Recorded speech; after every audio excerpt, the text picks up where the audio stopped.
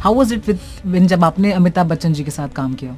मुझे आज बिरयानी खानी तो बिरयानी मिल जाती है। सामने वाले को 8 किस्म की बिरयानी आई है, उसका तो मेरे जैसे फिर पागल ही होगा कोई जो सोचेगा, नहीं सोचता। तो चाहते थे कि मेरे और सनी के हाथ में ओरिजिनल फॉल्ट भारी वाली स्लिप हुआ तो उनके या नक्कल्स पे लगा।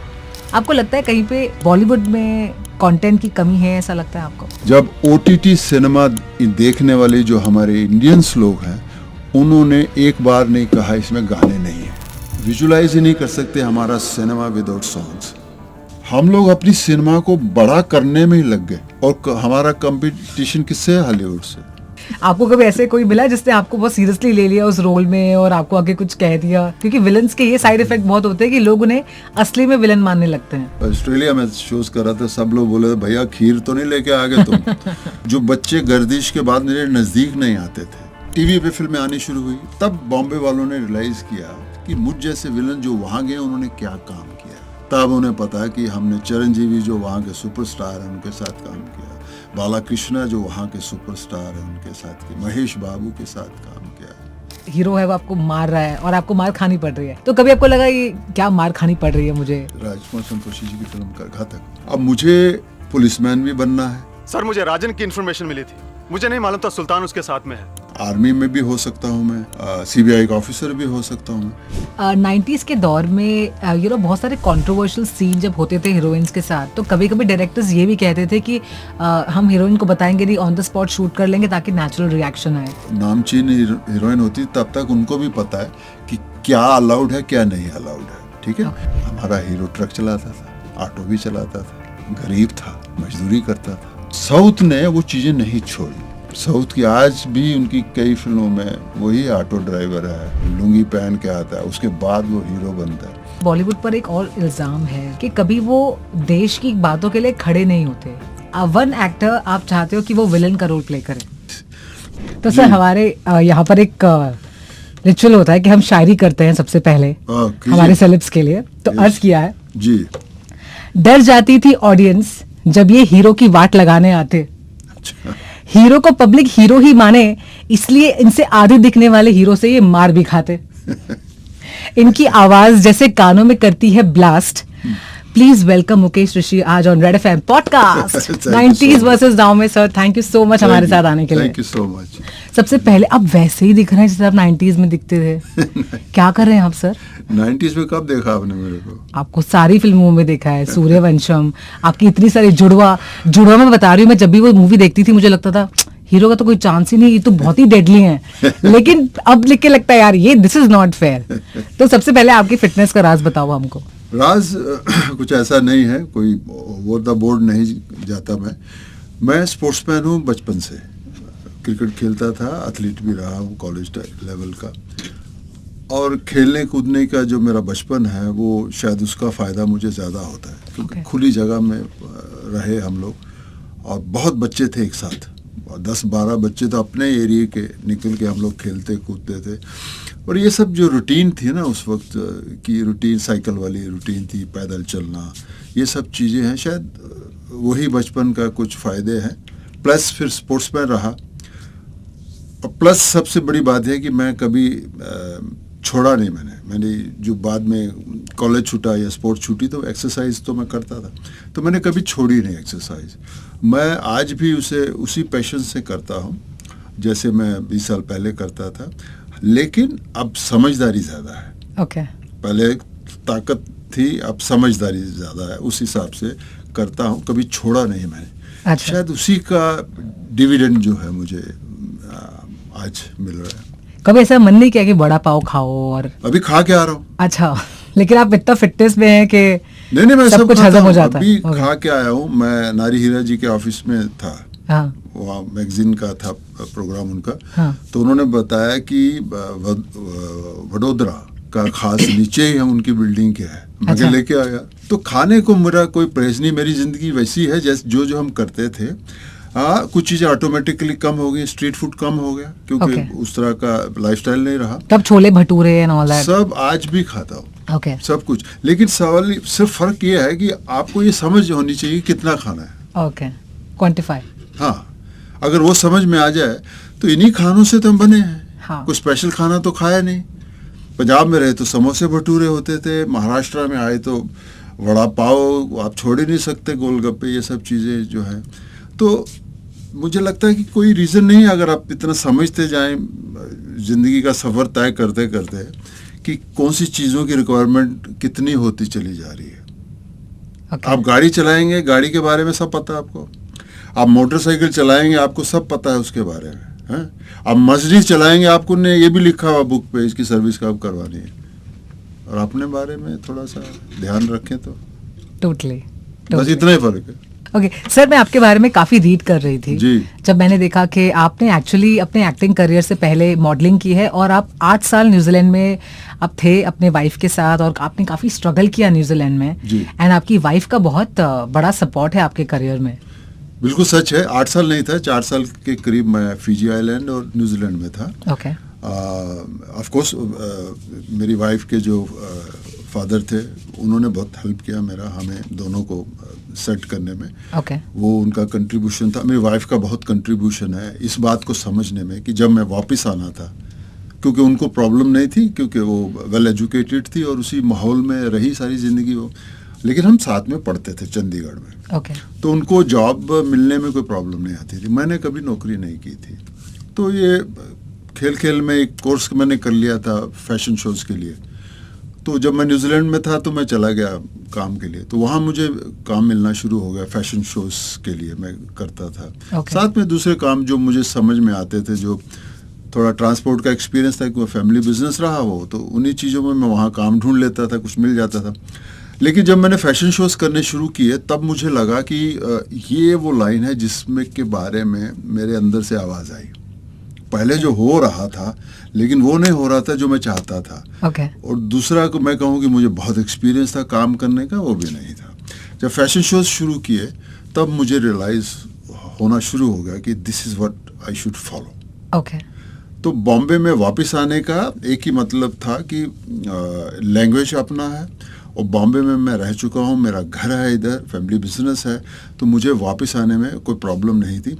लेकिन यस, उस वक्त सबसे ज़्यादा सपोर्ट जो मुझे मिली वाइफ की मिली। हाँ, तो ये आप अपने थोड़ा बताइए कि कैसे एक दूसरे को कॉम्प्लीमेंट करते हैं। जैसे आपकी ड्रीम में वो आपको सपोर्ट कर रहे हैं और आपके ड्रीम में वो आपको सपोर्ट कर रहे हैं, लाइक ऐसा ऑल्सो कभी मतलब एक हस्बैंड वाइफ का एक रहता है कि कभी फाइट्स होती हैं, फिर वो सुलझ जाती हैं, फिर वो फिगर आउट करते हैं। तो टेल अस अबाउट कि कैसे आप दोनों ने एक दूसरे को हेल्प किया और कैसे स्ट्रगल भी आए तो आप लोगों ने मिल बांट के फिगर आउट कर लिया। जी, देखिए, जैसे बॉयफ्रेंड थे, फ्रेंड गर्लफ्रेंड थे, तो सब वैसे ही होता था, जैसे घूमने गए, एक वो सब था।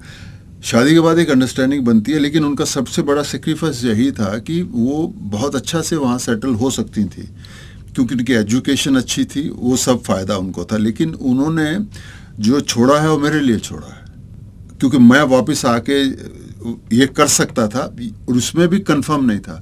Okay. तो वो भी जो उन्होंने जो मुझे दी, ताकत दी या अंडरस्टैंडिंग बनी कि नहीं, you do whatever you want to do, I am there for you, तो वो मुझे लगता है अभी तक मैं सबसे ज़्यादा उनके जो सेक्रीफाइस है, मैं उसकी रिस्पेक्ट करता हूँ। और दूसरी जो उनकी खूबी ये है कि वो हाउसवाइफ बन गई। Okay. और हाउसवाइफ जब कोई बनता है ना, तो घर पूरा उनके हवाले होता है। तो वो एक कॉम्बिनेशन ऐसा है कि आप फिर मेहनत कीजिए बाहर, वो घर आपका संवर गया। तो इसमें एक छोटी मोटी जो चीज़ें आती हैं, वो तो उसको आप रोक नहीं सकते, आती हैं, उसी में फिर अंडरस्टैंडिंग बेहतर होती रहती है। तो सर, वो न्यूजीलैंड छोड़कर आपके लिए यहाँ पर आए। जी जी। इनिशियली काफ़ी स्ट्रगल हुआ रहेगा, तो फाइनेंशियल स्ट्रगल में कैसे आप दोनों ने डील किया? स्ट्रगल मेरा था, उनका नहीं था। ओके। जैसे मैंने कहा, क्योंकि वो फिजी आइलैंड की सिटीजन है, ठीक अच्छा। है, उनके लिए वो इंग्लिश वाला जो रूटीन है, बात करना जो ढंग है, उनको कोई प्रॉब्लम नहीं थी। And she was very well educated, मुझसे ज़्यादा मैं स्पोर्ट्स में रहा, उन्होंने इंग्लिश ऑनर्स ये सब किया हुआ था। तो उनको तो न फिजी में किसी काम की प्रॉब्लम आनी थी, ना ही न्यूजीलैंड में उनको आई। प्रॉब्लम मेरी थी, क्योंकि मैं काम नहीं कर पा रहा था। अगर उस तरह मैं करता रहता तो शायद मैं कुछ बनता ना। लेकिन मेरे अंदर एक ही बात थी कि I must run the show as a man, जो मैन के अंदर एक फीलिंग होती है, उसकी कदर भी उन्होंने की और अपना जो कर सकती थी वो सेक्रीफाइस हुआ। जबकि वो भी कह सकती थी कि मैं अच्छा कर लूँगी, तुम चिंता मत करो। ऐसा नहीं किया उन्होंने। तो उन्होंने मुझे मौका दिया, तो मुझे लगा कि मुझे ऐसे फील हो रहा है कि this is what I should follow from heart, क्योंकि मुझे शोज़ करते करते मेरे अंदर कॉन्फिडेंस आ रहा था, फैशन शोज़, और नामचीन सब लोग थे वहाँ के, मैं नया था। तो वहाँ उन्होंने मुझे बहुत इनकरेज किया। एक अच्छी बात जो उन्होंने मुझे वहाँ बताई, हम लोग अपने आप को, वो लोग गोरे समझते हैं तो हम लोग ब्लैक में आते हैं ना हम लोग, लेकिन उन्होंने मुझे बताया कि मेरी स्किन की क्या ताकत है। Okay. क्योंकि वहाँ जब उनको बुलाना था, किसी वाइट मैन जो मॉडल थे उनको बुलाते थे तो 48 आवर का उनको नोटिस देना पड़ता था। Okay. 48 या 36 का, उसमें वो टैनिंग करते थे फेस की। मेरा फेस था, रात को 12 बजे भी फ़ोन किया उन्होंने कि कल शाम को शो है, I am ready for you. तो वो कहते थे this is your skins power. There I realize कि हम ऐसे ही घबरा रहे हैं कि हमें काला समझा जाता था, उनको वो हर स्किन का एक मतलब है, मकसद होता है। Okay. तो ये सब चीज़ें सीखी मैंने वहाँ। लेकिन सबसे बड़ी चीज़ थी, मैं वहाँ ग्रो नहीं कर पा रहा था, क्योंकि मैंने कभी काम किया नहीं था और मुझ में वो स्किल नहीं थे काम करने के। तो मुझे लगा कि घर है वो बॉम्बे देखा हुआ मेरा, और जब ये फीलिंग इतनी स्ट्रांग होती चली जा रही थी, वो फिर लैंग्वेज थी, तो मुझे लगा कि शायद मैं इसमें कामयाब हो सकता हूँ। लेकिन यस, बहुत कुछ स्टेक पे था जब मैं आया। Okay. क्योंकि आप 4-4.5 साल की स्ट्रगल कर चुके हो, आप परमानेंट रेजिडेंट ऑफ न्यूजीलैंड के हो, सब कुछ हो चुका है, लेकिन फिर ज़ीरो है। ये स्ट्रेस मेरे ऊपर बहुत था, प्रेशर। Okay. और इसी प्रेशर के अंदर ही मेरे अंदर का जो एक्टर था वो नर्वस नहीं था, वो मजबूत होना शुरू हो गया कि yes you can do it, you can do it. क्योंकि मुझे तो कंधे पे हाथ रख के कोई समझाने वाला नहीं था कि yes Mukesh you can do it, कोई था ही नहीं फिल्मी दोस्तों। तो उसमें मुझे ये फ़ायदा हुआ और मुझे भी समझ में आ गई कि there is no looking back now, और कोई चांस ज़िंदगी में नहीं मिलने वाला। तो मैंने अपना सब कुछ झोंक दिया उसी में। Amazing sir. ये आपकी वाइफ ने आपके ड्रीम्स को बिल्कुल विंग्स दे दिए। लेकिन आई हैव टू अप्रिशिएट, एक बात कहना चाहूंगी आपके बारे में कि आप ग्रैटिट्यूड रखते हैं अपने वाइफ की तरफ और पूरी अच्छी तरह से तारीफ भी कर रहे हैं और पूरा क्रेडिट भी दे रहे हैं, जो हर कोई नहीं करता। क्यों नहीं करते हैं सर सब, आपने किया। उसको लाइए मेरे सामने, हर घर ऐसे नहीं चलते। हाँ। दोनों अगर वो काम भी कर रही होती तो उनका भी काम और उनका शरीर, उनकी फटीक भी वही है जो मेरी है। तो मैंने कौन सी कोई वो उठाने थे पत्थर, तो वो तो अप्रिशिएट करना ही पड़ेगा आपको। या घर संभालना आसान काम नहीं है, जो फुल टाइम हो जाते हैं तो आसान नहीं होता। अगर आप दो दिन बैठ के देखें पूरा दिन कितना काम करते हैं, घर का काम होता है। जब कोई भी लेडी जो घर को ही अपनी दुनिया समझ लेती है ना, उसके बाद बहुत काम होता है घर में। टोटली। तो we have to respect that. Sir, तो आपका एक था कि आप जब यशराज स्टूडियोज गए और आपने जब बताया, आपने जस्ट जनरली बात की उनसे, तो उन्होंने कहा भाई हम तो विलन्स होते ही नहीं है हमारी फिल्मों में। वो भी मैंने देखा आपका। तो एंड आप रॉ थे, आप हर बात को बिल्कुल ऐसे लर्निंग ले रहे थे। सो मुझे बताइए कि कभी उस पीरियड तक, जब तक आप एक बहुत ही अमेजिंग आपने एक अपना ये बनाया, अपना एक चेहरा एज विलन, उसके बीच में कभी ऐसा एक दौर कोई ऐसा आया जब आपको लगा कि मैं नहीं बन सकता? ये कभी बहुत ही लो पॉइंट आया कि यार कहीं मैंने यहाँ पर आके गलती तो नहीं कर दी? वो आपके आने से आपके एक परफेक्ट विलन बनने तक के बीच में कभी लो ऐसा फीलिंग आया? वो नहीं, फीलिंग नहीं आया। लेकिन पहली फिल्म के बाद एक गैप जरूर आया। वो समय से बाहर था और उसका रीजन यही था। गर्दिश के बाद 3-4 महीने का जो एक पीरियड था, जैसे कोई मुझे जानता ही नहीं या मैंने कुछ किया है। और उसका रीज़न बाद में यही था क्योंकि Priyadarshan ji from south, cameraman from south, हमारे प्रोड्यूसर साहब जिनकी पहली फिल्म थी, is from south and he is a Bombay businessman, correct. और मेरा जो रख रखाव था, दाढ़ी वाड़ी थी, तो उनको लगा ये भी वहीं का होगा। तो ज़्यादा स्ट्रगल नहीं यहाँ की हुई थी, मिला हुआ था। लेकिन जब वो 3 महीने कुछ नहीं हुआ और जब शुरुआत हुई तो उन्हीं ऑफिस से हुई जहां मैं जाता था। जिसमें फिरोज नडियाडवाला साहब का एक ऑफिस था, एक सलीम साहब थे आफ्ताब, जिन्होंने बंटवारा और ये सब फिल्में बनाई, और एक इन्हीं साजिद, फिरोज के एक कज़न थे, उनके यहाँ से गया। तो मुझे 2 फिल्में यहीं से मिली। सलीम साहब ने बाजी दी मुझे, जिसमें आमिर खान थे मेरे साथ, और फिर फिरोज जी के यहाँ से 2 फिल्में मिली। एक उनके पापा का जो रेगुलर बैनर था, लहू के 2 रंग, जिसमें अक्षय और नसीर भाई थे, और फिर जो फिरोज की पहली बैनर की पहली फिल्म थी राम शस्त्र with Jackie Shroff, again Anupam Kher, ये और तो फिर वहाँ से फिर ये सिलसिला शुरू हुआ। लेकिन इसमें रूप बदलती रही ज़िंदगी कि कभी कभी हमने कुछ फिल्में ऐसी की वो जैसे लगा कि करनी चाहिए थी मुझे, तो वो करते करते सरफरोश तक पहुँचे। अब सरफरोश के बाद बॉम्बे ने रिएक्ट लेट किया, साउथ वालों ने मुझे सरफरोश की वजह से ढूंढा या वैसे मेरे रूप की वजह से उनको, क्योंकि वहाँ हमेशा फिट विलन जाते थे। वहाँ से जब मुझे आना शुरू हुआ, ये ज़रूर हुआ था कि बॉम्बे वाले को ज़रूर लगा कहीं कि ये गलती कर रहा है, इसको साउथ नहीं जाना चाहिए, क्योंकि साउथ उस वक्त साउथ ही माना जाता था और हिंदी सिनेमा बड़ा समझा जाता। क्योंकि मैंने हमेशा अपने दिल की आवाज़ को फॉलो किया है, ना ही मुझे किसी ने कभी गाइड किया है, ना ही किसी ने मुझे बिठा के समझाया, क्योंकि मेरा कोई भी रिश्तेदार फिल्मों में नहीं है और जो मेरे समझा सकते थे उनको फिल्मों का लेना देना नहीं था, तो क्या समझाएंगे मुझे। तो सारे डिसीजन मेरे अपने हैं, मैंने वही किया जो मेरे अंदर से आवाज़ आती थी, लेकिन मैं धोखा किसी को नहीं दे रहा था। अगर मैं यहाँ से वहाँ जा रहा हूँ तो फिल्म कर रहा हूँ, यहाँ के लोग साउथ की फिल्मों के बारे में क्या सोचते हैं उसके बारे में मुझे चिंता नहीं थी।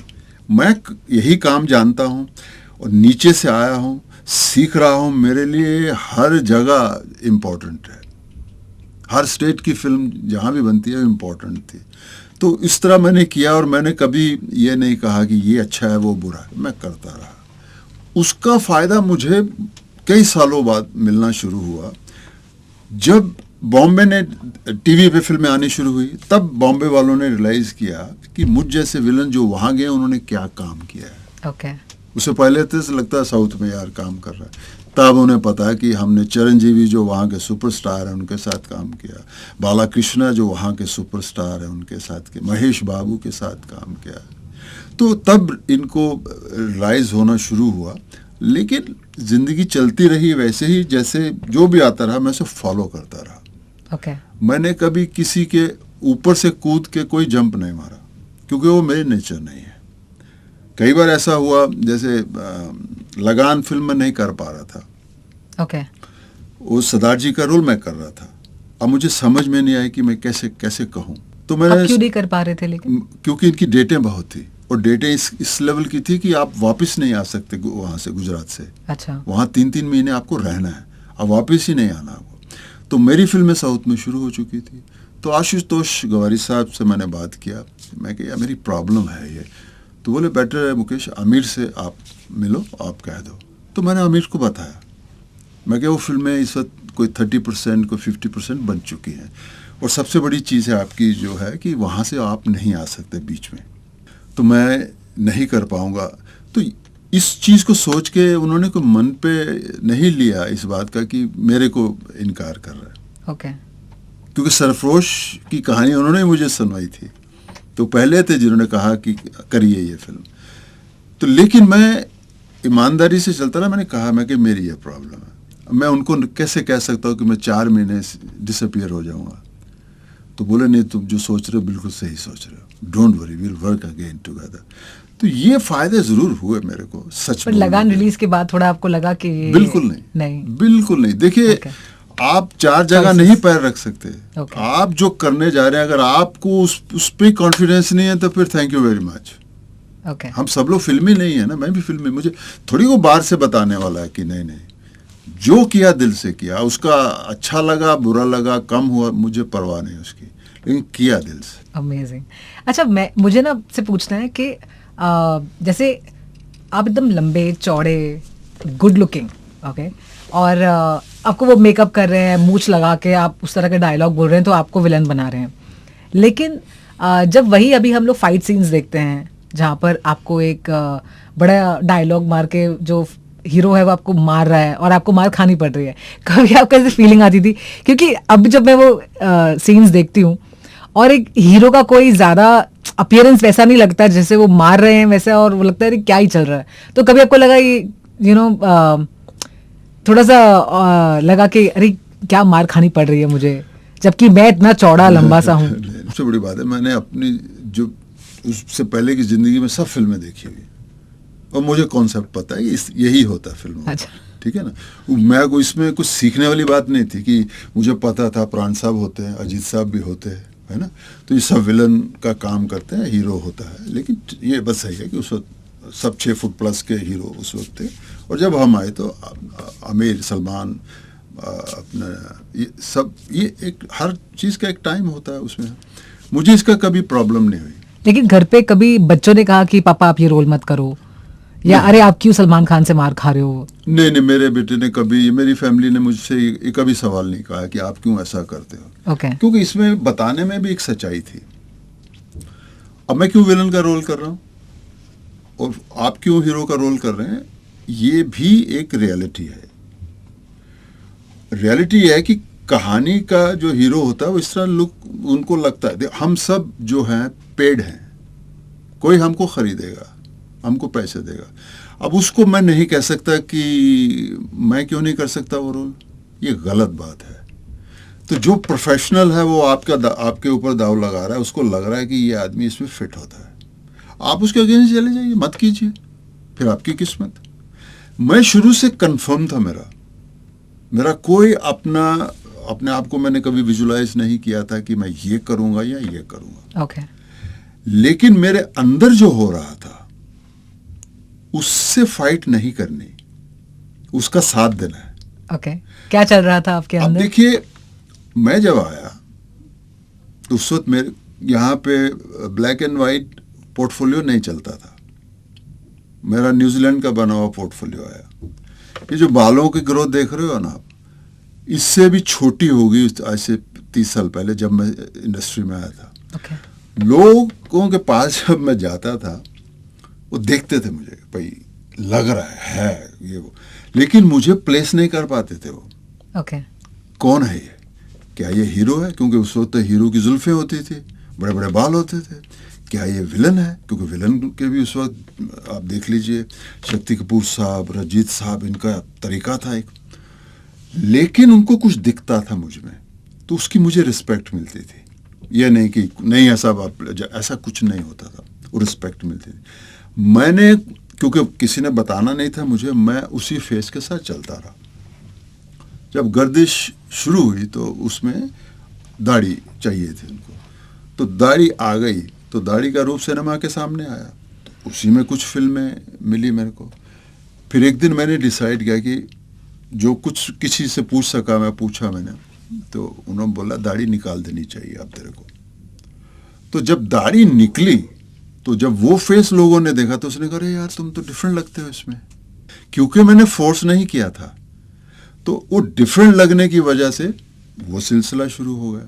अब मूंछ और ये सब चीज़ें इसलिए लगानी है क्योंकि जो विलन है ना वो किसी एक गेटअप में नहीं रह सकता, इसलिए अब मुझे पुलिसमैन भी बनना है ना, आर्मी में भी हो सकता हूँ मैं, CBI का ऑफिसर भी हो सकता हूँ मैं।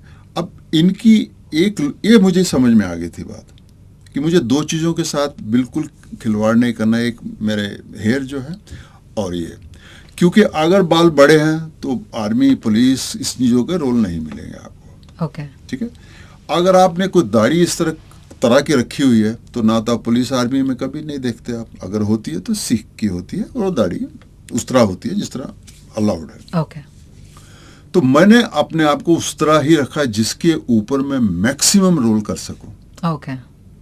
आज भी लोग दाढ़ी और ये सब मैं नहीं रखता, क्योंकि ये हमें as a character artist suit नहीं करता है। ओके।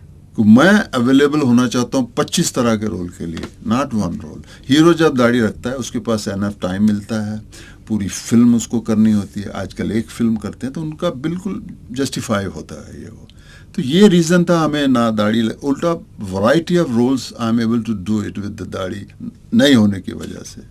आपकी स्ट्रॉन्ग आवाज, आपका अंदाज एज विलन काफी ऐसे डरावना सा होता था, तो कभी किसी ने आपका ऐसे आपको कभी ऐसे कोई मिला जिसने आपको बहुत सीरियसली ले लिया उस रोल में और आपको आगे कुछ कह दिया? क्योंकि विलन्स के ये साइड इफेक्ट बहुत होते हैं कि लोग उन्हें असली में विलन मानने लगते हैं। शुरू में तो हुआ था। एक किस्सा बताइए। शुरू में कई चीज़ें हुई। कहीं किसी फंक्शन में गए तो उन्होंने जिस रूप में मुझे देखा उनको लगा कि ये तो ठीक ठाक अच्छा दिखता आदमी, फिर आके कहा कि आप क्यों ये बुरे काम करते हो, आप तो अच्छे लग रहे हो। तो ये चीज़ें हुई, लेकिन आहिस्ता आहिस्ता टीवी ने जो थोड़ा सा हमारा जो लोगों के अंदर भ्रम थे ना, उसे तोड़ने में टीवी ने, जो बाद में मीडिया आई, इसने बड़ी हेल्प की।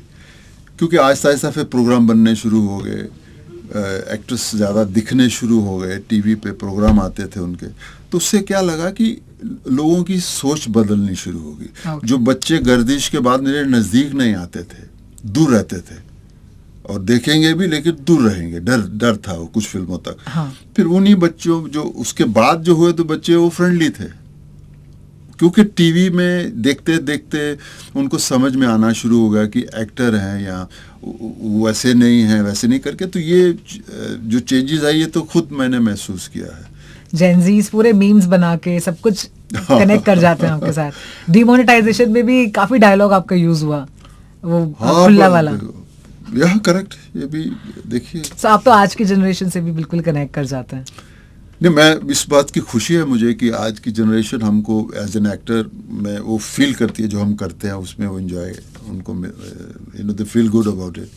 ये एक प्लस पॉइंट आज की जनरेशन। उसका रीज़न ये एक्सपोजर उनको भी बहुत हो चुका है, देखने का लोगों को, और तरह तरह के उन्होंने ऑल ओवर वर्ल्ड के जितने भी सिनेमा कहिए या दूसरे कहिए, वो सब चीज़ें उनके डिवाइस में दिखती हैं उनको। तो उनकी जो अप्रोच है बात करने का या देख के, वो उसमें उनको भी लगता है कि एज एन एक्टर या ऐसे वो नहीं हो रही है, तो उसने तो गला काटा था उसमें, ऐसा कुछ किया था।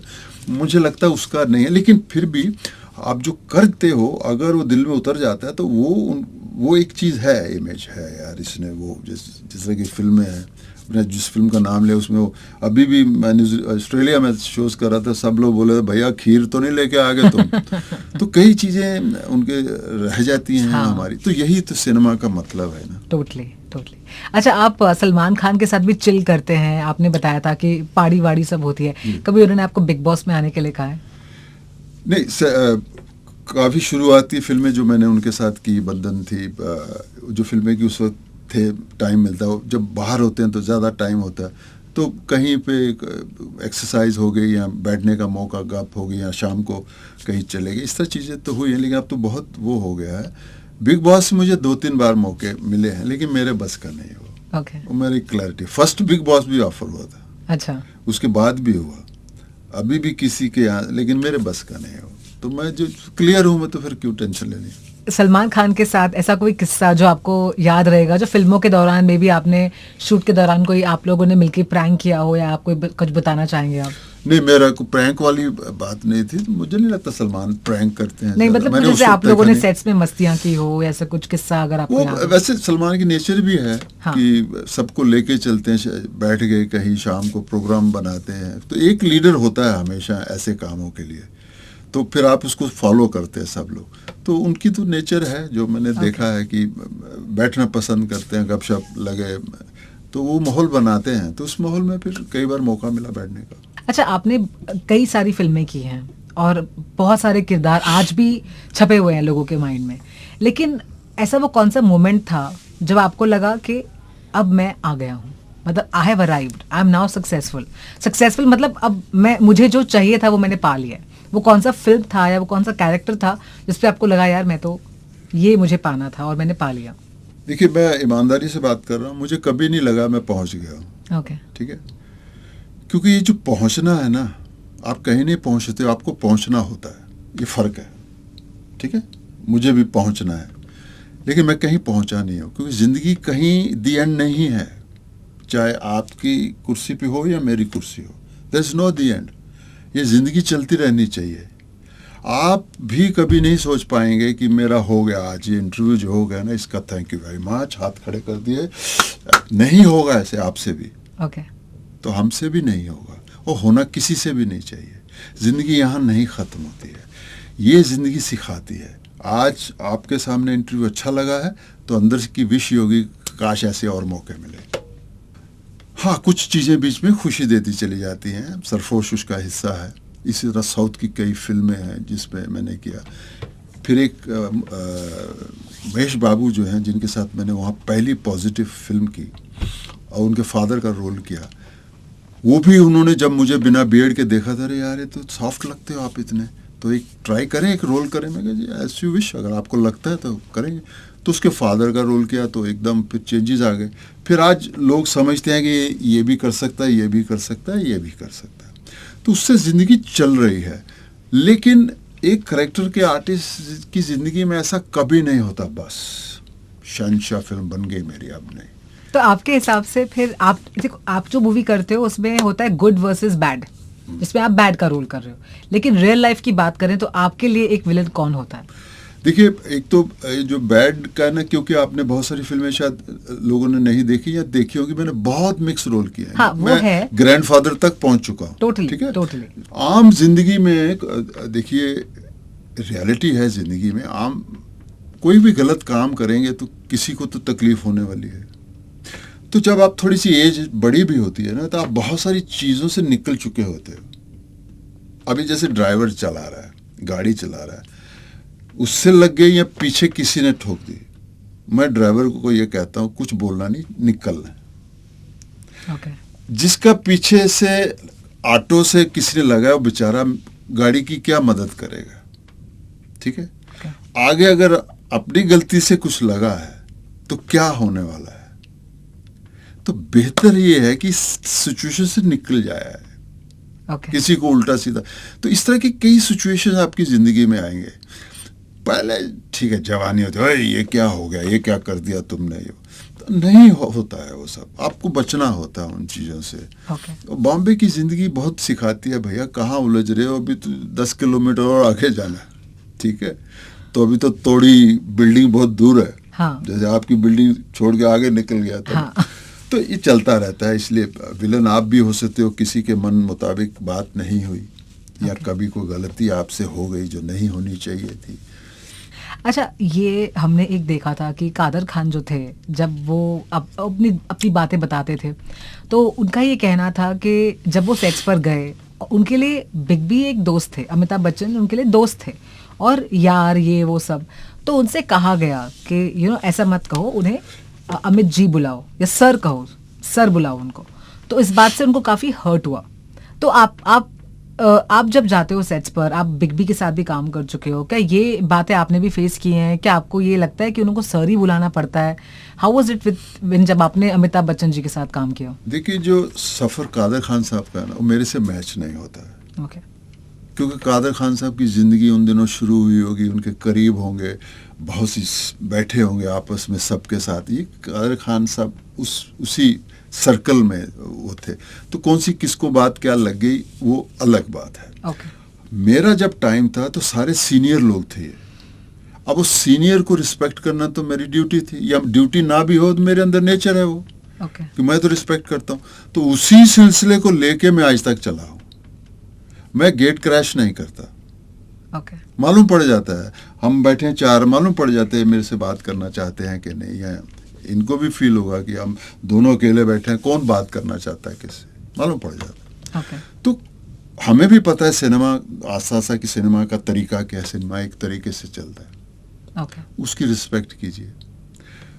मुझे इस बात की हमेशा खुशी रही कि मैंने अपने लिए कुर्सी जो है ना, उसकी इज्जत कमा ली है। ओके. ठीक है, मैं जिस भी सेट पे जाता हूँ मुझे एक कुर्सी मिलती है, या वो मेकअप वैन के रूप में, या चेयर पहले थी। मैं इसमें बहुत खुश हूँ। अब दूसरे को कितनी बड़ी है, कितनी खूबसूरत है, मुझे कुछ लेना देना नहीं है।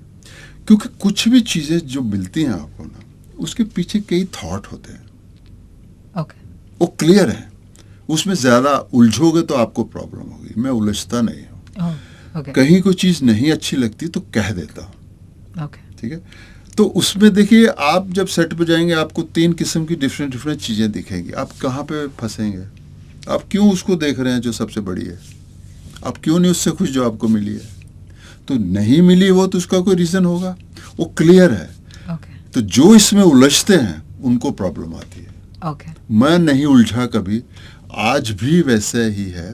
सीनियर हैं तो है, वो सीनियर मेरे से 20 साल का छोटा भी हो सकता है, काम का बड़ा काम कर रहा है, उसकी रिस्पेक्ट उसको मिलती है। अब उसको मैं कैसे समझा सकता हूँ कि मेरी रिस्पेक्ट करो? नहीं, वो उसकी मर्जी है। ओके ठीक है, मुझे अपने आप को कैसे बचाना है, मुझे अपने कैसे रखना है एज ए प्रोफेशनल, ये मुझे आता है। इसलिए तकलीफ नहीं है इसमें। अपनी दुनिया में खुश रहना बहुत जरूरी है।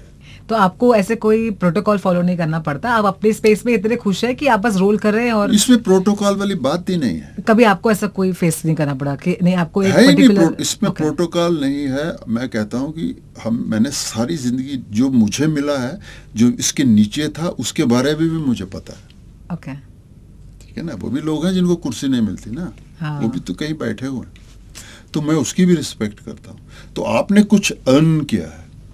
अब मेरी कुर्सी ये है, आपकी कुर्सी वो पीछे लाल एकदम फर्स्ट क्लास है, इस पे मुझे अपनी एनर्जी वेस्ट नहीं करनी।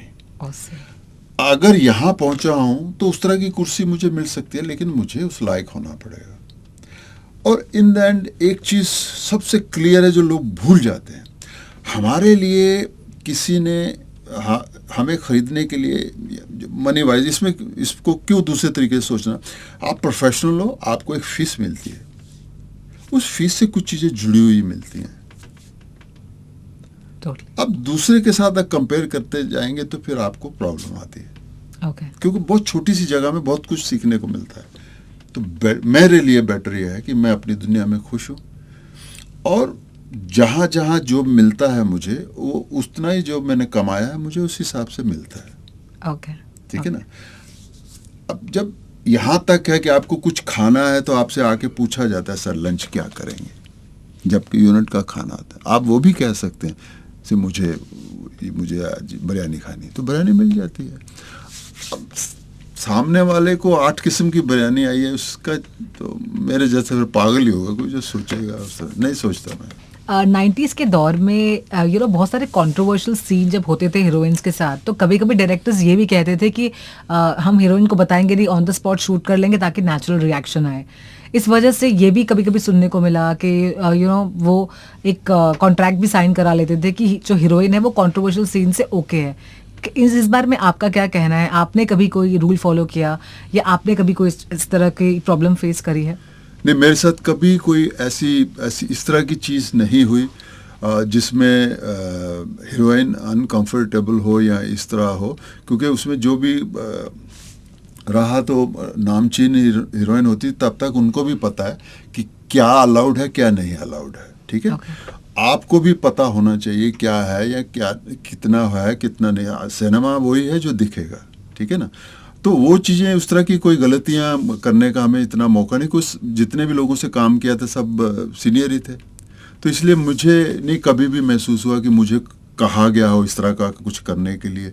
नहीं, कभी नहीं। और मैं उसको फॉलो भी नहीं करता। अगर मुझे कहा भी जाता इस तरह, मैं नहीं करता। शायद एक आध फिल्म थी छोटी, उसमें कुछ एक लड़की थी जो अपसेट थी, तो मैंने उसको पूछा क्या हुआ तेरे को, तो बोले नहीं सर मुझे ऐसा कहा गया कि मुझे ये करना है। मैं कहता तो फिक्र मत कर, मैं था उसके शॉट में, मैं कहता तो फिक्र मत, वही होगा जो रहने वाला है, तो चिंता मत कर। तो जाते जाते बहुत सारी इज्जत दे के गई। हाँ, आपने हमेशा हीरोइंस को बहुत ही कंफर्टेबल फील करवाया।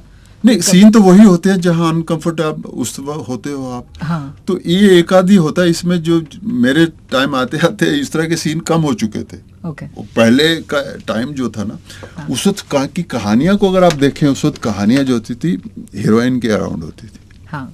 उसको तकलीफ देने का मतलब पूरी कहानी, और उसको खराब तंग करने वाला विलन, बचाने वाला हीरो। ठीक है। हाँ। चाहे उसकी प्रॉपर्टी हो, चाहे उसकी बहन हो, कोई हो, ऐसे ही। मेरे आते थे जो सिनेमा बढ़ते बढ़ते ना, फिर सिनेमा में जो हीरो का रोल बड़ा हो गया। अब हीरो जो है स्टेट की बात कर रहा है, तो वहाँ से हट के स्टेट का क्या, देश की बात कर रहा है, तो मुद्दे बड़े होते चले गए।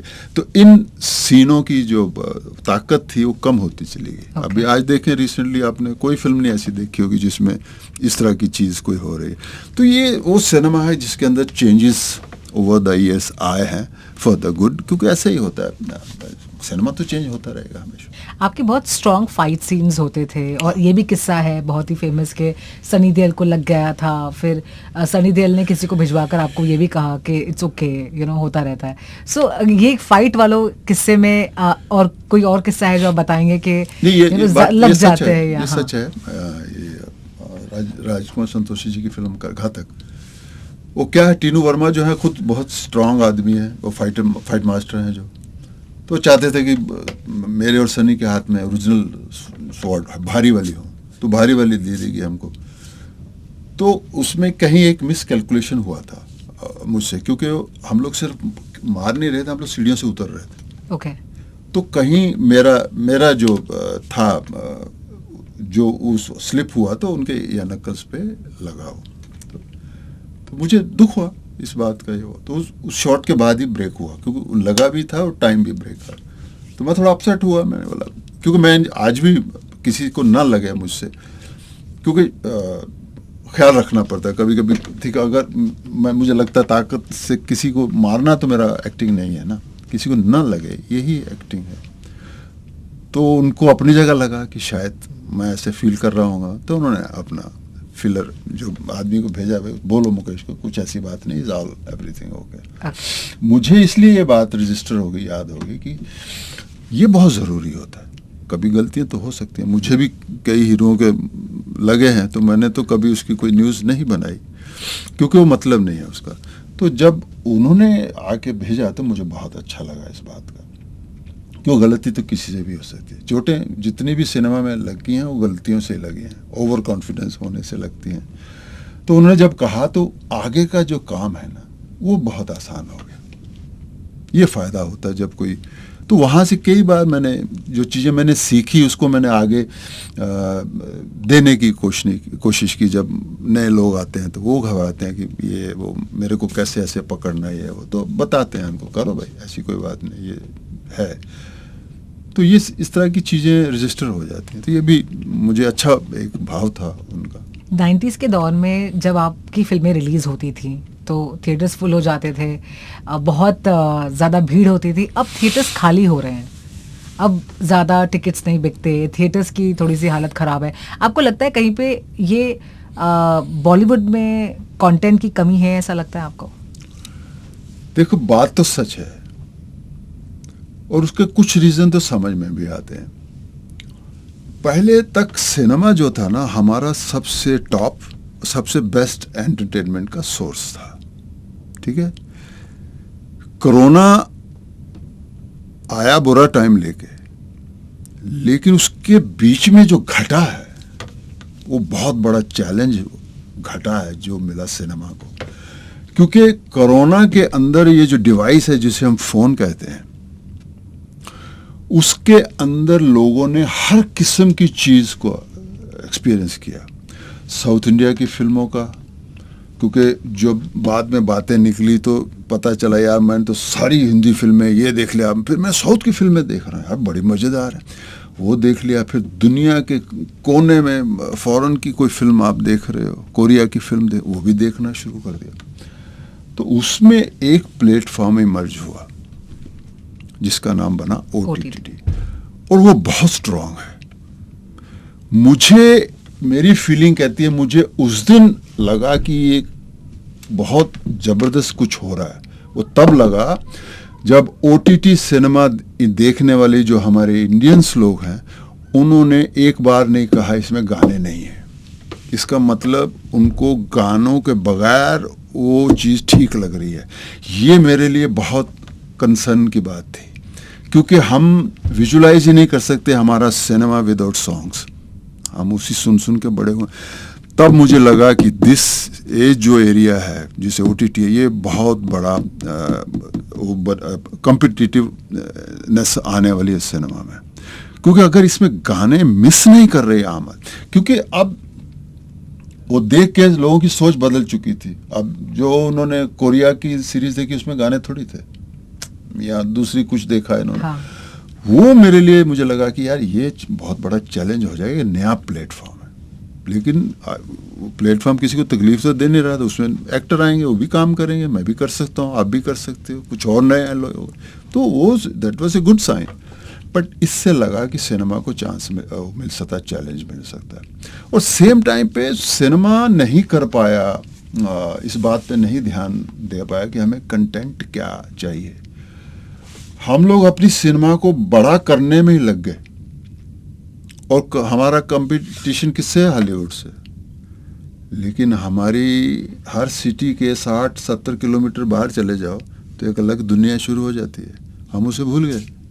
उसका क्या होगा? वो जो आगे बैठ के तालियां मारता था, जो 10 बार देखता था, उसको तो इग्नोर होता चला गया वो। और हम चले गए, हमारा हीरो पायलट बन गया, घर में हेलीकॉप्टर उतार कर। तो पहले हमारा हीरो ट्रक चलाता था, ऑटो भी चलाता था, गरीब था, मजदूरी करता था, वहाँ से हीरो बनता था। अब इतने बड़े हीरो के घर में क्या प्रॉब्लम है, हैं? उसका भाई जो है उसकी सुन नहीं रहा, ये कहानियाँ बनने शुरू। तो मुझे लगा वहाँ आप लूज करते गए अपने लोगों को। सिनेमा की रेंज पहले कहाँ तक थी देखिए, तो उसको कम करते करते आप इधर आ गए। एक इन लोगों के पास आगे बहुत कुछ। अब ये जो आदमी जिनके लिए फिल्में बन रही हैं, ये लंदन भी देख चुके हैं, स्विट्जरलैंड भी देख चुके हैं, है ना, हर दुनिया का हर बेस्ट जगह देख चुके हैं। आप इनके लिए फिल्म बना रहे हैं, उसका क्या हुआ? साउथ ने वो चीज़ें नहीं छोड़ी। साउथ की आज भी उनकी कई फिल्मों में वही ऑटो ड्राइवर है, छोटा है, इस तरह के काम करता है, लुंगी पहन के आता है, उसके बाद वो हीरो बनता है। हमें नहीं छोड़नी चाहिए थी, क्योंकि हमारी सबसे बड़ी जो ताकत है वो हिंदुस्तान का वो हिस्सा है। तो अगर सिनेमा के हिसाब से हम सोचें, उसे नहीं भूलना चाहिए। वही कहानी है, बहुत कहानियाँ हैं। और हम लोग इतने लकी हैं, किसी भी सिटी दूसरी सिटी में चले जाओ, कहानी का नज़रिया, उसकी सोच, उसको करने का ढंग ही बदल जाता है। आज मुझ में ताकत है तो मैं थोड़ी सी तेलुगु, तमिल, मलयालम, कन्नड़, यूपी, है जी, आप पंजाबी, हरियाणवी, कुछ भी बोलिए आप। अभी भी फिल्म कर रहे हैं। हाँ। कनापा जो बहुत बड़े डिसाइपल थे शिव के, उनके नाम का टेम्पल भी है। तो ये वो फिल्म है जो करने में बहुत मज़ा आया मुझे, बहुत डिफरेंट है। क्योंकि जब शिव की बात होगी तो शिव उस वक्त कहाँ होंगे, तो वो वाला टाइम चाहिए था 5000 साल पहले। तो लोकेशंस बहुत ढूंढी, तो फिर वो न्यूजीलैंड में वो लोकेशंस में बहुत खूबसूरत जगह थी वो। ऐसा नहीं कि हमारे यहाँ नहीं हैं, लेकिन कभी कभी वो बहुत दूर हो जाती हैं, वहाँ से वहाँ पहुँचना मुश्किल हो जाता है, फिर काम नहीं हो पाता। अभी ये जगह इनको मिली जो मेन सिटी है, छोटा सा टाउन है, उसके 15-20 मिनट दूर है। ओके। वो प्राइवेट जगह है किसी की, कोई बाहर का आदमी वैसे भी नहीं आते वहाँ, कोई बाहर नहीं आ सकता। आपके किरदार के बारे में बताइए। ये उस समय की बातें हैं जब भगवान कहाँ है पता नहीं किसी को, तो किसी ने क्या सुना है वो ढूंढते ढूंढते उस पे बहस है और उसी पे नाराजगी है। तो क्लैन थे अलग अलग उसमें। अच्छा। और उस कहानी के अंदर तो जब कुछ ऐसी चीज़ें होती हैं जो नहीं होनी चाहिए, तो फिर क्लैन इकट्ठे होते हैं। तो वो कोई कहता है मैं ये होने नहीं दूंगा, इस तरह नहीं होना चाहिए, हमें इस तरह जीना है। तो इसके बीच में एक जो डिसाइपल होता है उसका, वो कैसे मर्ज करता है और क्या करता है, वो बहुत बड़ी मुझे लगता है। मैं बोलूँगा नहीं आपको, मैं कह सकता हूँ, आपको भी नहीं मालूम होगा, जबकि शिवा तो हमारे घर के। तो ये उसमें बहुत कुछ है जो ऐसा हमें पता मिलेगा। इसलिए वो फिल्म जो है पैन इंडिया बन जाती है मेरे लिए। ओके। क्योंकि वो कहानी ऐसी है। शिव के रूप अलग अलग हैं, नाम अलग हो सकते हैं, लेकिन शिव शंकर तो वही है। तो इसलिए मुझे उस फिल्म में बेहद खुशी है कि मैं इसका हिस्सा हूँ। उन्होंने बनाई भी बड़े प्यार से, उसकी कई अच्छी चीज़ें हैं। पहली बार होगा जब बॉम्बे का एक डायरेक्टर जो है मतलब तेलुगु नहीं है, वो डायरेक्ट कर रहे हैं इसके। उनका नाम भी मुकेश सिंह है। तो वो कर रही है, एक अपने आप में बहुत बड़ी अचीवमेंट है किसी के लिए। तो ऐसी कई चीज़ें हैं उसमें। अच्छा, आज की जो जनरेशन है जो नेपोटिज्म भी कह रहे हैं कि स्टार किड्स आ रहे हैं, उनमें कौन है जो आपको लगता है कि बेहतरीन एक्टर है और अच्छी एक्टिंग कर सकता है? नेपोटिज्म मुझे कभी उसका मीनिंग तो समझ में आता है। हाँ। लेकिन वो जस्टिफाई नहीं होता है कि किसी को ये कहा जाए कि इनके सारे बच्चे हीरो बन गए हैं और मेरे नहीं बने या उसके नहीं बने। ये मुझे नहीं लगता। आपको नहीं लगता कि हमारे पास 8-10 अंबानी और होने चाहिए थे देश में, या मुकेश अंबानी होने चाहिए थे? क्योंकि कोई तो होगा बड़ा, तो ही लोग काम करेंगे ना। तो हमारा सिनेमा में सबसे पहले अगर कोई सोच आता है तो वो हीरो आता है, और आज भी हीरो उतनी ही स्लो स्पीड में सामने आ रहे हैं जितने आज से 50 साल पहले थे।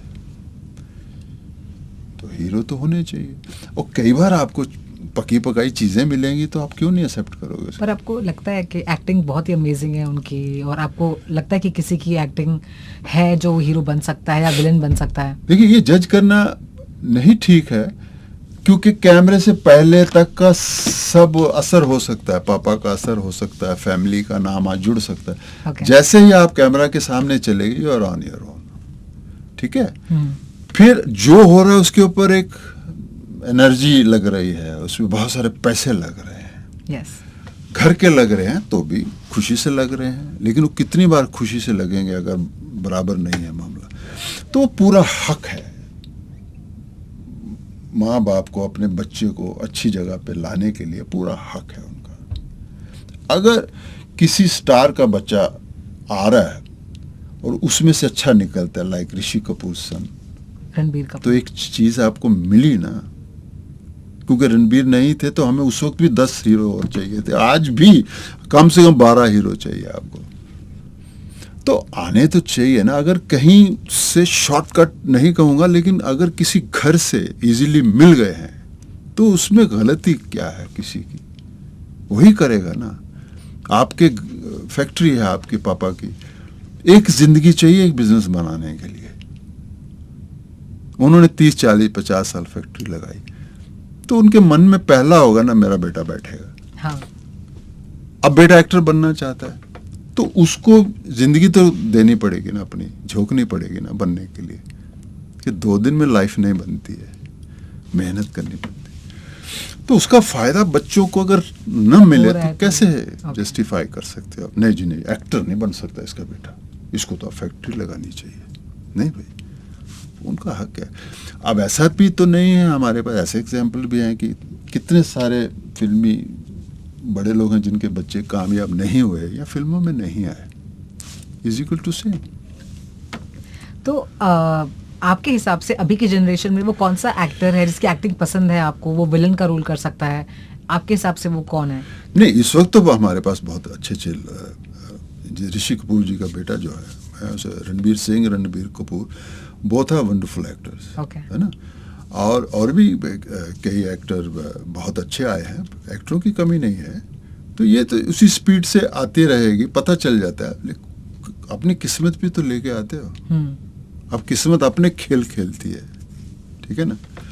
तो उसको अपने तरह चलने दीजिए। ये सिस्टम, इससे सबसे अच्छी बात क्या है इस इंडस्ट्री की इस वक्त, कि is fully accepted by the families, ठीक है। आप भी अपने घर में डिस्कस कर सकती हैं कि मैं अपने बच्चे को फिल्मों में भेजना चाहते हैं। वो लड़की भी आपको कैसे दे, मामा मैं तो फिल्में जाए, पहले नहीं होता था। अच्छा। ये मुंह से निकलना ही ऐसा लग रहा है क्या हो, तूफान आ गया। तो ये जो over the period of time हुआ है, इसने इंडस्ट्री को बहुत इज्जत दे दी है। तो ये अच्छी बात है, यू नो। बड़े बड़े एक्टर्स हैं जिनकी अपनी फैमिलीज, उनकी बच्चियां भी काम किया, इससे रिस्पेक्ट बहुत हो गई। अब जब ओपन होता है तो कंपटीशन भी बढ़ता है। तो कंपटीशन, आज लोग कहते हैं कि OTT में नए लोग आ गया, तो क्यों नहीं, आना ही थे ना, वो भी तो यही है। अब हो सकता है कि हमारा सिनेमा और OTT के उसमें कोई फ़र्क कोई महसूस करता हो कि मुकेश जो है ज़्यादा फिट है इन रोल के लिए, वहाँ के लिए नहीं। लेकिन मेरी कोशिश तो है ना कि मैं भी करूँ वो, जब मुझे अच्छा मिलेगा। तो ये चलता रहेगा। तो नेपोटिज्म के अलावा बॉलीवुड पर एक और इल्ज़ाम है जो लोग अक्सर लगाते हैं, और अभी रिसेंटली भी काफ़ी ये बात हुई थी कि कभी वो देश की बातों के लिए खड़े नहीं होते। और इस बात को लेकर जैसे कि पाकिस्तानी आर्टिस्ट को बैन किया गया है, तो इसके, लेकिन आप देखते हैं कि कोई बॉलीवुड एक्टर जो है उन्हें वो कहता है कि नहीं, इसमें आर्टिस्ट का कोई लेना देना नहीं है।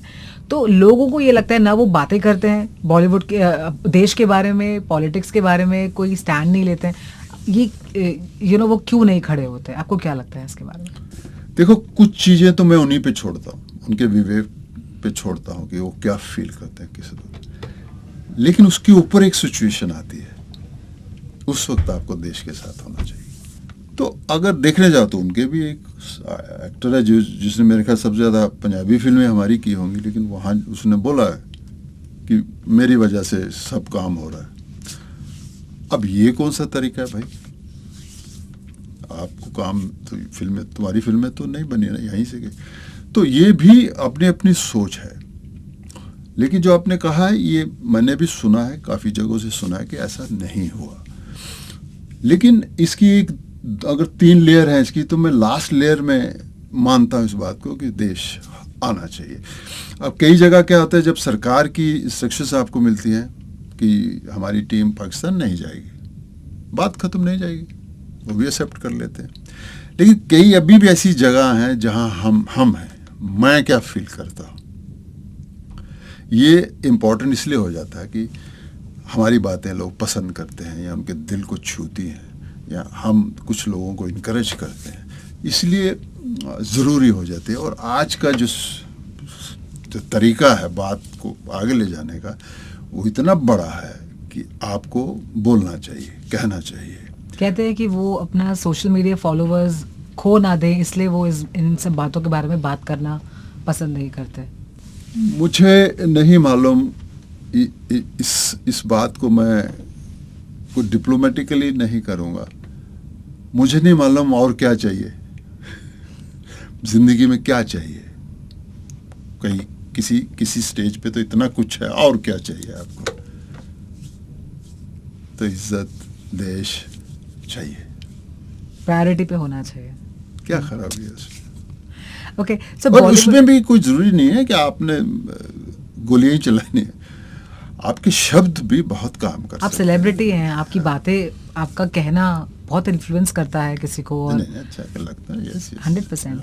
सर, बॉलीवुड सेलेब हो या क्रिकेट हो, उनकी किसी ब्रांड को लेकर जब वो एंडोर्समेंट करते हैं, पब्लिक में अपीयरेंस देते हैं, तो आपको लगता है कि उनकी कोई रिस्पॉन्सिबिलिटी बनती है और उन्हें समझदारी से पब्लिक में ब्रांड एंडोर्समेंट हो, या अभी रिसेंटली क्रिकेट कंट्रोवर्सी जो हुई है बेंगलोर में, तो एक सेलेब का अपना एक रिस्पॉन्सिबिलिटी होती है।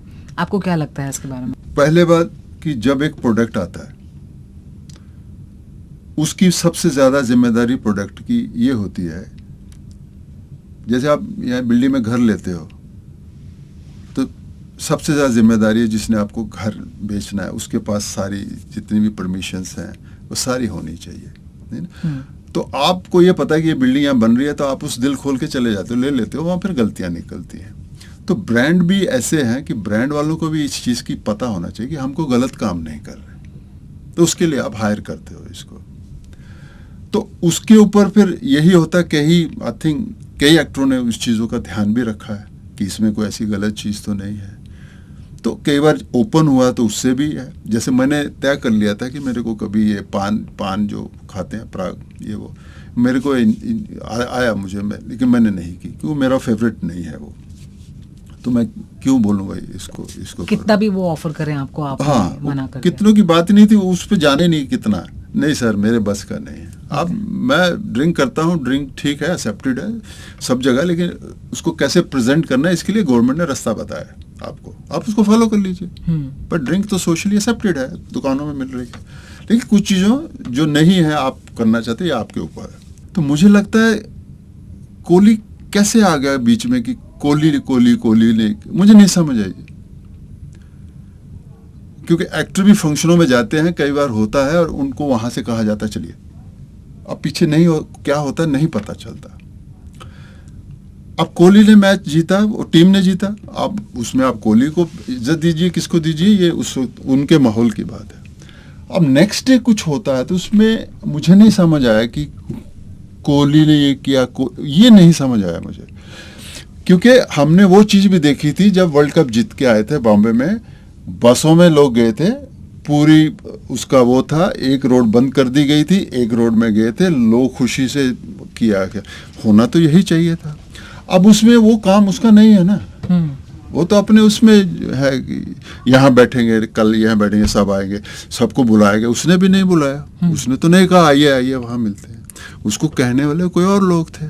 हाँ। अब वो लोग जो कहने वाले थे वो मैच भी ऑर्गेनाइज करते हैं और जब गाड़ियों में ले जाते हैं वो भी ऑर्गेनाइज होता है, उसके लिए उनको भी पता है मैच भी रखा है तो पुलिस से बोला जाएगा फलानी परमिशन, इसके लिए भी परमिशन। उसमें तो किसी एक स्पोर्ट्समैन को लेनी नहीं है परमिशन। उसको तो वो अंदर हो सकता है, अंदर अगर बैठे हैं उनको नहीं पता बाहर क्या हो क्या रहा चल है। रहा है। तो ये थोड़ा सा नहीं मुझे ठीक लग रहा है। सेलेब होने के साइड इफेक्ट्स कह सकते नहीं, हैं ऐसे। वो तो दूर होगा ना उनसे। हाँ हाँ अब तो वो तो दूर है, यहाँ पे लोग आ रहे हैं, वो नहीं उस वक्त जो होना चाहिए था वो नहीं है। एक तो जो आपका एक डिसिप्लिन होता है कि कोई पास होता है, कोई कुछ होता है, कोई परमिशन होती है, आप सिर्फ इधर रहेंगे, इस रोड पे कोई नहीं होगा, जैसे इतने बड़े बड़े फंक्शन होता है। अब वो ना होके, ना गाइड करके आप ये कह दो कि क्योंकि ये मैच जीते हैं इसलिए इनका कसूर है, तो मुझे थोड़ा समझ में नहीं आ रही बात। आप अभी जो हैं, आपने जो भी अचीव किया है, आप बहुत सारी फिल्में भी कर रहे हैं, आप अगर अपने आप को आज से, जो आप बहुत यंग थे पहले, मे बी 25 ईयर 24 ईयर को, आप क्या एडवाइस देना चाहोगे?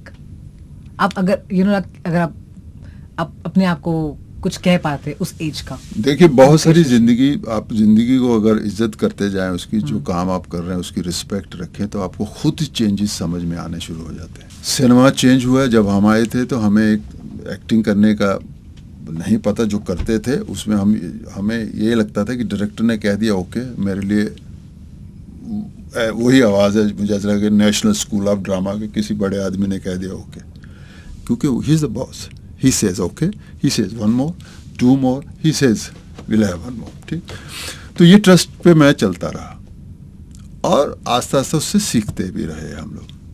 फिर जो चेंजेस इंडस्ट्री में है उसको एक्सेप्ट किया हमने। एक तरफ एक टाइम लाउड सिनेमा था, हम करते थे, अब साउथ में भी लाउड नहीं होते। पहले हमको कहते थे अप, फिर कहते डाउन डाउन, अब वैसा आ गया।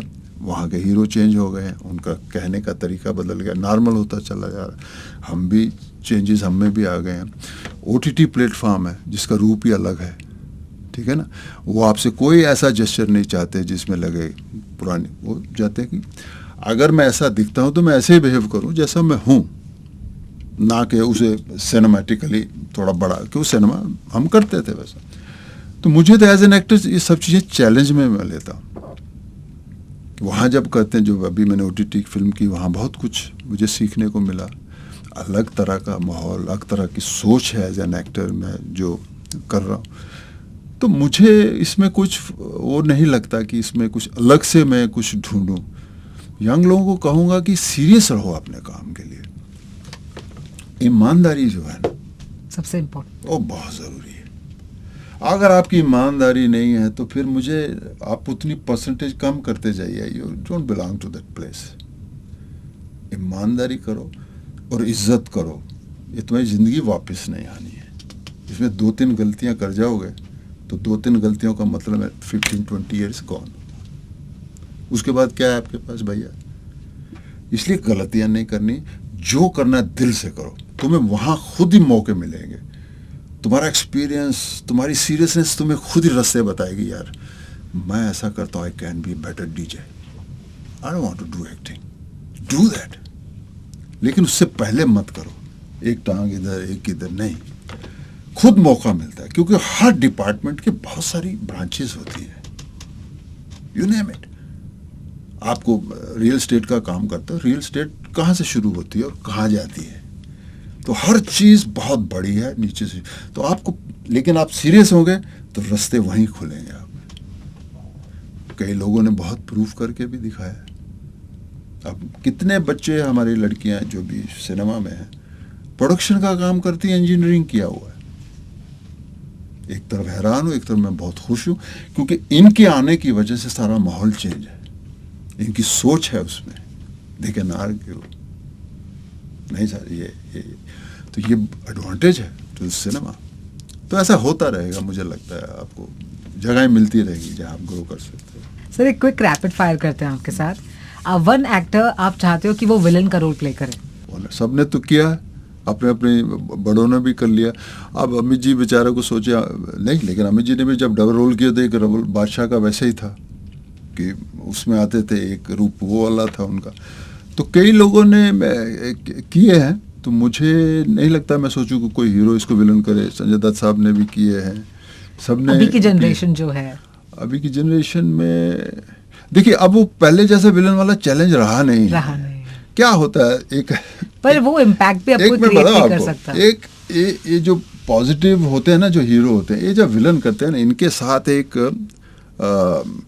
क्या करते हैं, इनको जो एक फायदा होता है ना, इनकी इमेज का बड़ा ध्यान रखा जाता है। तो उनके साथ ऑलरेडी उनकी जो पैकिंग होती है ना, बड़ी इंटरेस्टिंग होती है। हम जब करते हैं ना, तो हमारी बहुत सारी पैकिंग खोल दी जाती है, ठीक है, क्योंकि हमारे साथ वो चीज़ें नहीं जोड़ी जाती। हमें अच्छा नहीं लगना, फिर भी अच्छा लगना है, क्योंकि हम विलन हैं। तो कभी कभी ये जो चैलेंज था ना, मुझे ग्रो करने में बहुत वो आता था। ओके। तो विलन को भी मैंने देखा किस तरह विलन को भी डिग्रेड होता चला गया। विलन, एक मेन विलन, उसके बाद 2 विलन, फिर 3 विलन, फिर 4 विलन, ऐसे भी आए। अब नहीं गए। फिर विलन के जो पर्क होते हैं ना, वो छीन लिए गए। पंख, जो जैसे विलन होता है भाई, आप याद है गर्दिश में एक लाइन थी, उसने मुझे अच्छा विलन कर दिया, मतलब समझदार विलन कर दिया। गर्दिश में वो कहता है कि अगर अमरीश जी मेरे पास आते हैं तो अपने बेटे के बारे में पूछते हैं, जैकी के बारे में। तो मैंने उनकी बेटी किडनैप की होती है, तो मैं उनसे कहता हूँ कि तुमने अपने बेटी को कभी इस तरह के रूप में देखा है? ऐसे मुझे लड़कियों में कोई शौक नहीं है, मेरा काम कर दो, अपना बेटा दे जाओ, उसको ले जाओ। वो जो लाइन थी जिस तरह बोली गई, उसमें जो विलन गिरी में एक स्लाइट पॉजिटिविटी भी थी। पॉजिटिविटी, इंसानियत थी। सारे थोड़ी विलन गोलियां चलाते हैं हर बात पे। हाँ। तो वो जो चीज़ें फिर छीननी शुरू होगी। विलन बुरा करना तो हर काम करता, माँ भी बेच देगा, बहन बेच देगा, लड़की को भी कर दे। वो उस वक्त हमें बड़ी तकलीफ पहुंचती थी कि हम अभी क्या करें कि हम निखर सके। तो फिर वही हमारी आदाएं होती थी। कभी कभी बुल्ला जैसी लाइनें मिल जाती थी, तो उस बुल्ला की लाइनें उस वक्त एक्सेप्टेड नहीं थी। हाँ। लगा ये क्या कर डाला। तो लेकिन आज ऑस्ट्रेलिया होके आया हूँ मैं, तो वहाँ भी वही सुनना चाहते हैं। तो ऐसा भी होता है। तो ये सब चैलेंजेस हमारे सामने इसलिए आते हैं क्योंकि हमें एक पर्टिकुलर तरीके से ही वो रखना चाहते हैं। और जब हीरो करता है तो वो हर चीज़, एक ही फिल्म में देखा जाए तो उसको सब कुछ करने को मिलता है। माँ का प्यार है, बाप का बिछोड़ा है, बहन की इज्जत बचानी है, हीरोइन का ख्याल रखना है, खूबसूरत गाने गाने हैं, वादियों में जाना है, सारा कुछ उसको मिल रहा है। हमारे पास जो एक अच्छापन था भाई, ये जो कई फिल्मों में आपने देखा यार, एक जो भी है यार, लेकिन इसकी बहन के लिए एक सवाल भी मत करना। जब ये लाइन जुड़ जाती है ना, तो आप इंसान हो जाते हैं। तो वो थोड़ा सा फर्क पड़ जाता है। सो आपके लिए प्यार क्या है? प्यार नहीं है तो क्या है बताइए? प्यार तो हर चीज में है। आपने अभी वाले जो जेनजी वर्ड है वो सुने, सिचुएशनशिप और ज़ॉम्बी, इस तरह के आपने अभी ये वर्ड्स? ये शब्द मेरे जो नहीं समझ आते तो मैं बेटे से पूछता हूँ। अच्छा। लेकिन मेरे को ज्यादा पता नहीं इन चीजों का। Okay. लेकिन प्यार ही तो रिस्पेक्ट है। किसके साथ प्यार नहीं होगा? प्यार को सिर्फ as a lover boy girl के ऊपर बहुत कुछ है, रिश्तेदारी है, माँ बाप। जो आप क्यों इससे तो ये सवाल मेरे लिए पूछेंगे ना, तो आपको कभी वो जवाब नहीं मिलेगा जो यंग लोग सुनना चाहते हैं, क्योंकि मेरे अंदर वो सब आ चुका है इस वक्त कि प्यार की वैल्यू क्या है। हाँ। एक बाप का बेटे से, बेटे का बेटिया से, माँ से, बाप से, मेरी वाइफ से, ये सब चीज़ें मेरे अंदर आ चुकी हैं। इसलिए मैं ठीक से डिस्क्राइब नहीं कर सकता। लेकिन उस वक्त का टाइम जो होता है ना, वो प्यार सिर्फ आपका और गर्लफ्रेंड का होता है, लेकिन दायरा आपका बहुत छोटा होता है उस वक्त। लेकिन इस वक्त आप सब जान चुके हो प्यार क्या है। सर, आपकी लव मैरिज है? यस। तो वो कुछ ऐसा किस्सा बताइए ना, जैसे उस टाइम का जो प्यार था, कैसे आप दोनों मिलते थे और कैसा, क्या छुप छुप के मिलते थे? मिलने की प्रॉब्लम इसलिए नहीं थी कि हम दोनों हॉस्टल में थे। हम दोनों चंडीगढ़ के पढ़े हुए हैं। तो वो भी हॉस्टल में थी, मैं भी हॉस्टल में था। तो हॉस्टल के एक टाइम होते हैं, वो लड़कियां तो नहीं लड़कों के हॉस्टल में आ सकती थी, लेकिन उनके जो हॉस्टल में एक पर्टिकुलर टाइम था, आप उनके हॉस्टल के बाहर मिल सकते थे या पिक्चर देखने चले जाते थे। वो थोड़ा सा इतना रिस्ट्रिक्शन नहीं था। पिक्चर देखने चले गए तो कोई ना, उनको भी इतना डर नहीं था कि क्या जवाब दें। उस वक्त ये इतने माध्यम भी नहीं थे कि किसी ने फ़ोटो खींची और भेज दी, ऐसा नहीं था। तो उस माहौल में रहा, लेकिन उस रोमांस का एक अपनी ताकत थी, इसीलिए तो मैं फिजी पहुंच गया, इसीलिए तो उन्होंने मतलब अपने लिए मेरी खुशी के लिए सेक्रीफाइस किया। तो ये उसी का हिस्सा है ना। Amazing amazing. सर, आपसे जो इंटरव्यू किया तो आपका जो इमेज है वो, और अब जो आप इतने सॉर्टेड और बहुत सुलझे हुए से हो, और बहुत ही आपके जो रोल्स आपने किए हैं और अब तक आप कर रहे हो, और अभी भी आप कन्नप्पा में नज़र आने वाले हो, जिसके लिए आप काफ़ी बिजी भी हो, जिसके लिए मैं आपको फॉलो अप कर रही थी। इट्स अमेजिंग आपके बारे में जानकर। फैन तो हम हैं ही वैसे भी, बिकॉज आप बहुत बेहतरीन एक्टर हो, लेकिन एज ह्यूमन भी आप बहुत ही सॉर्टेड हो, एंड इट्स अमेजिंग कि कैसे आप अपने स्किन में बहुत ही कंफर्टेबल हो। मुझे लगता है कि ये हर एक इंसान को अपने साथ साथ असेस करते रहना चाहिए, क्योंकि ज़िंदगी अभी जो है ना, पहले जैसी ज़िंदगी नहीं रही। आपको बहुत जल्दी ज़िंदगी आपकी अलग हो जाती है। पहले तो बहुत देर तक आप जुड़े रहते थे परिवारों से, आप निकल चुके हो वहाँ से, उड़ चुके। पंछी बहुत जल्दी उड़ते, इसलिए जितने सॉर्टेड आउट रहेंगे उतना उनका जो ज़िंदगी है वो बेहतर रहेगा। समझ से चलना जो है, कोई ख़राबी नहीं है उसकी, और विश्वास तो है, ये तभी तो आप उड़े हो, है ना। लेकिन उड़ते उड़ते अगर पीछे देखते रहोगे ना, उनको बड़ी ताकत मिलेगी जिनके यहाँ से आप उड़े हो। इतनी सारी समझ में आ जाएगी चीज़ें। तो उन्हें, मेरी बेटी अमेरिका में पढ़ती है, अकेली रहती है, मैंने उसको जाते समय कह दिया था, बेटा you are on your own, मैं कहोगे आ जाओ तो नहीं आऊँगा। साफ है, आज सब मैनेज करती है खुद अपना हर चीज़, तो क्योंकि मुझे मालूम है कि अगर ये हो गया तो ये बहुत बड़ी ताकत है उसकी। मैं खुद हॉस्टल में रहा, तो ऐसा नहीं कहा और चले गए, उड़ गए, नहीं बेटा, आपको सब संभालना पड़ेगा अपने आप को। जो करना आप करो, जो रिस्ट्रिक्शन, जो बात है वो मैंने उसके मन में डाल दी कि ये चीज़ है, इसका ख्याल रखना। बाकी और अपने रहती है, डिसीजन अपने लेती है, कौन से लोगों के साथ घर रहना है, किधर रहना, सब उसका डिसीजन है। तो ये विश्वास तभी है कि वो पीछे मुड़ के देखती है, न देखे तो फिर टेंशन है ना। तो बस यही होता है। ये मेरा मैं भी घर से उड़ गया था ना, मेरी माँ ने कोई शिकायत नहीं की। फादर मेरे बहुत जल्दी चले गए थे, लेकिन माँ ने कभी जिक्र नहीं किया तुमने शादी क्यों कर लिया उधर, कभी नहीं बोला। तो ये तो जब ख्याल आता है तो उनकी इज्जत और बढ़ जाती है। तो अब आगे मेरा टाइम आया तो मैं क्या रिस्ट्रिक्शन दूंगा। जब माँ ने भुला दिया गलतियों को, तो बच्ची पढ़ना चाहती है तो उसको बता ही सकते। तो अगर वो उस हिसाब से हो जाता है तो बहुत हो गया। रिलेशनशिप में फ्रीडम और आज़ादी विद थोड़ा बहुत restriction is very important according to you. देखो, दोनों ही चीज़ें हैं। माँ बाप भी, आज के माँ बाप का भी सीख चुके हैं, क्योंकि मेहनत की होती है। उनको भी पता है कि बच्चे जब सब निकलेंगे नहीं, वो संवरेंगे नहीं, निकलना बहुत ज़रूरी है। और आज बिल्कुल नहीं लगता कि आप चंडीगढ़ का बच्चा अगर बेंगलोर में पढ़ना चाहता है, कोई स्ट्रेस नहीं है। थोड़ा सा स्ट्रेस फाइनेंशियली होता है, इस बात का स्ट्रेस नहीं है कि तू अकेली वहाँ जाएगी, नहीं। उस समझ माँ बाप को भी आ चुकी है, बच्चों को भी आ चुकी है। तो इसलिए वो प्रॉब्लम नहीं आएगी ज़्यादा। आप भेजते हो उनको, जब भेजते हो तो आप थोड़े ताकतवर भी होते हो, तो भी होता है। और कोई दूर नहीं हो आप, you just one flight away. ये ताकत नहीं थी पहले। हाँ जी, मैं जम्मू का हूँ, दिल्ली तक ऐसा लगता था अरे बाप रे दिल्ली, अब नहीं है वो। Just flight away, you are just flight away from your dear ones. तो ये ताकत भी तो है, और ये ताकत बच्चों को देती है कि उड़ लो भाई, देख लो वहाँ अच्छा है तो वहाँ है, वहाँ कर ही रहे हैं ना ये। तो ये चेंज है, और ये एक्सेप्ट करनी चाहिए, क्योंकि पढ़ाई के तरीके भी बदल गए हैं। और पढ़ाई सिर्फ वहीं नहीं रहेगी, पढ़ाई बड़े किस्म की हो गई है। Totally. अब सिर्फ यही नहीं है कि doctor, engineering, thank you very much, नहीं जी।